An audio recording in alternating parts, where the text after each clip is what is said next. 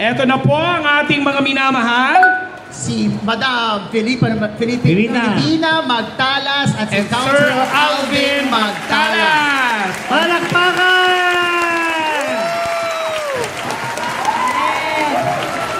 Ayan na. Yes. Si Ma'am. Oh, konsihal. Ma'am Filipina. Madam Filipina Magtalas. Tara na kapatid.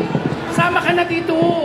Ma'am, Mahiyain. Oy, hindi pwedeng ano.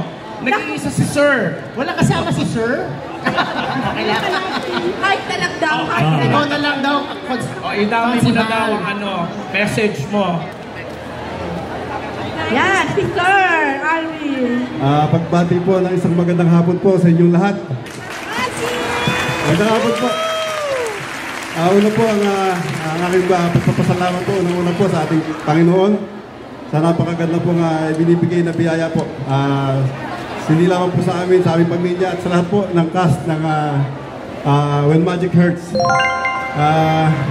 Kung nababatid nyo lang po kung gaano po kahirap at ang mga struggle na inabot po namin sa pagbuo po ng pelikulang ito.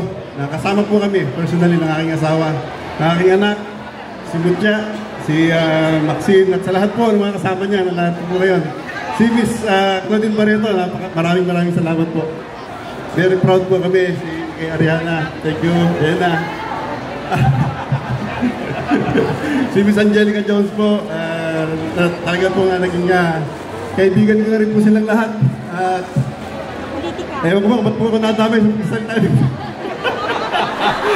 Pero yun naman po, sabi ko nga, ako po siguro ay isang magulang na nung una po ay nire-reject ko po yung pangarap po ng aking anak dahil talaga pong gusto niya po mag-artista, pero ilang beses na po kaming tumanggi, pero nakita po namin yung eagerness niya at marami naman po nagsasabi na mayroon po siyang potensyal. Kaya doon po kami umasa at sinuportahan po namin at nakikita naman po namin ngayon kung saan po siya papunta ng magandang resultan po ng kanyang karir. At lalo-lalo po sa tulong po ng kanyang mga kasama at sumuporta po sa kanya. Dennis Padilla is here. Maraming salamat, pare. Sobrang suporta mo, pare. Thank you. Thank you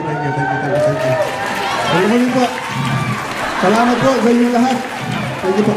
Thank you. And happy Mother's Day po sa inyong lahat. Actually, sa sobrang busy po namin, hindi na po kami nagkapagyan ng asawa ko. Thank you po. Thank you, sir. Thank you. Walang pangabunan natin. Magtalas. Konsihal Alvin. Maraming salamat po.